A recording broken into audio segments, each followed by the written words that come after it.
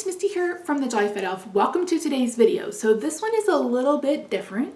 We're not making a card, but since the Christmas season, or the holiday season I should say, and many people are making wish list or getting ready to buy, their significant others or loved ones gifts, I thought that I would share with you the top 5 tools I think every crafter needs. Now this isn't beginner crafters. I'll have a separate video for that. This is just this is just tools. It's not consumables, so no paper, ink, anything like that. This is strictly tools.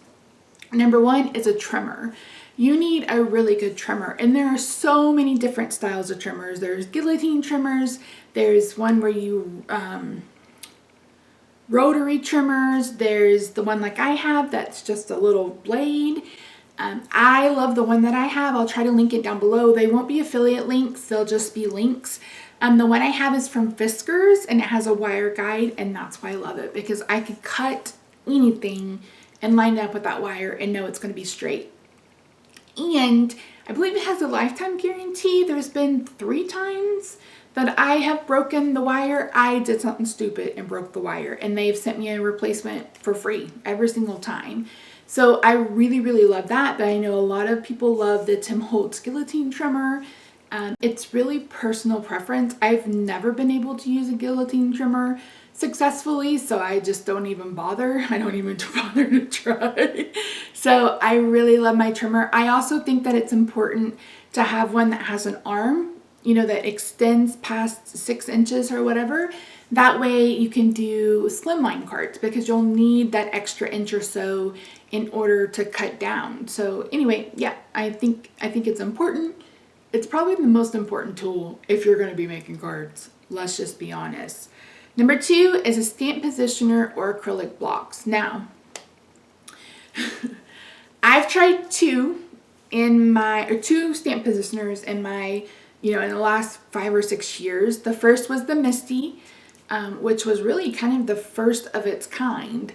It's made by My Sweet Petunia. I believe she used to be a Stampin' Up! Demonstrator, but it's basically a stamp positioner that has a window and a door that closes, and you can stamp more than one thing at one time, and it's amazing. It's really, really good. It's not my preferred one, but they have, I think, 3 different options. They have like a mini, they have the regular one, and then they have an extra large one or something.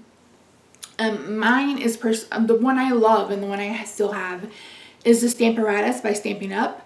But I know a lot of people don't like to support MLMs, which Stampin' Up! Is. I think Tonic or Ranger has one that's very, very similar. I just think that those are better and easier to use than acrylic blocks. But it's going to be completely up to you. You're going to need something, because most stamp companies now are either doing clean mount, where it's like mounted on rubber. It's a rubber stamp mounted on a foam that's repositionable, and then photopolymer, which are the clear stamps that you see from a lot of different companies. So you're going to need something to stamp with. I mean, you can't stamp without it. And like I said, I would choose a stamp positioner and then maybe 1 or 2 acrylic blocks. But I don't know that you need a whole set of acrylic blocks if you're going to get a stamp positioner. So again, I will leave a link to the one I have down below. It won't be with a demonstrator. You can buy directly from Stampin' Up! If you want to. But like I said, check out Tonic. I think it's Tonic or Ranger. I don't remember. But if you just go to like scrapbook.com, cherryotop.com, or simonsaysstamp.com and type in, stamp positioner or whatever, you may come up with a plethora of options. Number 3 is a die cutting machine. So dies, right?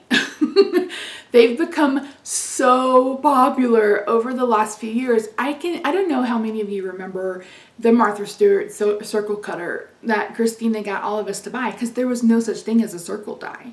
Like, there were punches, I think, but there were no dies. But now everything has dies, and some of them are really, really expensive. I mean, you got Stampin' Up! Charging $34 for a set of dies that goes with the stamp set, when I know they probably paid less than $5 for it, but that's not what this video is about. So there are different avenues that you can take when it comes to a die cutting machine. So you can do a manual one, such as like the Cuttlebug, which is a smaller one. There's the Big Shot. We Are Remembering Keepers has one. What is it called? I don't know. I'll flash the picture up. Stampin' Up! Just got a new one, which I think that is private labeled We Are Memory Keepers. Don't quote me. They look exactly the same. Yeah, I think that's all the ones I can think of that are manual. And then you have electric die cutting machines such as the Gemini, which is what I had. I had the regular Gemini that cut 9x12, and now I have the Junior, which cuts, I believe it's 6x9, which I absolutely love. It sits on my desk. It's easily accessible. I really, really love it. If you are someone like me who's disabled, I could not physically use my Big Shot anymore. I could not physically use it because of my myasthenia gravis, which causes extreme muscle weakness. I could not roll that wheel, roll it through. I just couldn't. I just didn't have the strength to do it anymore. So for me, electronic die cutting machine was imperative. There's the Vagabond. I think that's by Tim Holtz. I think Sizzix may have one that's electric. But if you want something that's a little bit more multitasking, you've got the Silhouette Cameo, you've got the Silhouette Portrait, which uses the pick scan. Supposedly you're supposed to be able to take a picture of what you've stamped and cut it out using those machines. And then a lot of people love the Brother Scan and Cut. I don't have any experience with that one. I do know it's like between $250 and $300 on Amazon sometimes, but it kind of does the same thing where it scans it and then it cuts out your image, but it also has like shapes, like it has things that that in its library, that's the word I'm trying to think of, that allows you to make, circles and squares and labels and those kinds of things. So like I said, I have no personal experience with it, but I know a lot of people really, really enjoy that one. And if you're someone who has gotten into digital images, that's another one that's really great to cut out, the digital images that you use, the digital stamps, along with the Cameo and the Portrait. And then you need basic shape dies. I think either dies or punches. It's pick your poison, right? I think the ones that I would advise you to get, circles, squares, and rectangle. They can be scalloped or not, they can be stitched or not, but you really need, and maybe not so much rectangle unless it's stitched, but at least, circles, squares, and ovals. There we go. Let's leave out the rectangle. Circles, squares, and ovals. Those are really good for cutting out your images, making a statement on a card, cutting out a sentiment if you're going to put a sentiment on the front of the card. And those basic shapes will really be what gets you going. If you're brand new to crafting and you're building a stash or whatever, that's where I would suggest you spend your money first, would be on shape dies, but that's just me. But again, I'm going to have a separate video where I talk about if you're a new crafter, the things that I feel like you have to have in order to get started. So almost every company that sells dies has basic shapes. So I have from 3 or 4 different companies, and I kept the ones, of course, that I bought from Stampin' Up. And again, it's really up to you if you want, stitch circles, or if you want scallops, or if you just want frames. There's a whole plethora of dies out there, and Simon Says Stamps, devotes an entire month to dies. So we're in the middle of December, so you're going to see a lot of dies. But again, I would start with the basic shapes and then build your stash from there. And then again, you'll have to take into consideration your budget. Everybody's like, well, the scan and cut is so expensive. But if you think about it, like I said, Simon Says Stamp, their newest card kit had that collaboration with Doodlebug. The coordinating dies for that stamp set were $34. $34. So if you think of it, you know, what, 6 stamp sets? Or, let me do the math. I'm not good at math in my brain. So 7 stamp sets, 7 bundles basically will have the money that you can use to get a scan and cut. And as we get closer to Christmas, you may see it go on sale someplace. And then of course, Amazon, if you put it in your cart and you keep an eye on it, it will go, you know, it will increase or decrease in price 1,000 times. So it is something to consider. And I think if you can only ask for one thing, then I would consider asking for a die cutting machine first and then build your stash around it. A die cutter and a trimmer. You've got to have a trimmer.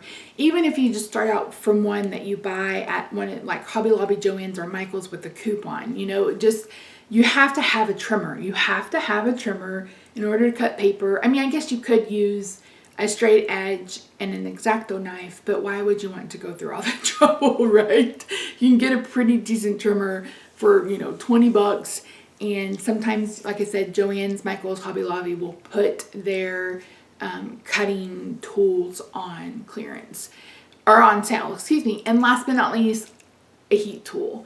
I know not a lot of people are into embossing, so they may not think that it's a tool that you want to have, but you can use it for so many other things than heat embossing. You can use it to dry things. You can use it to make things puffy. You can, you know, Christina Warner, anybody that kind of watercolors and tries to dry it quickly, they use a heat tool.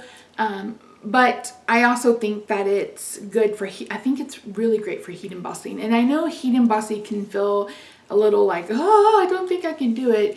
But it isn't nearly as scary as it may seem. And I'll do a series on heat embossing over the next few weeks, or maybe even coming in 2021. But if you're someone who's interested in like watercoloring or, you know, heat embossing or something like that, I really suggest a heat tool.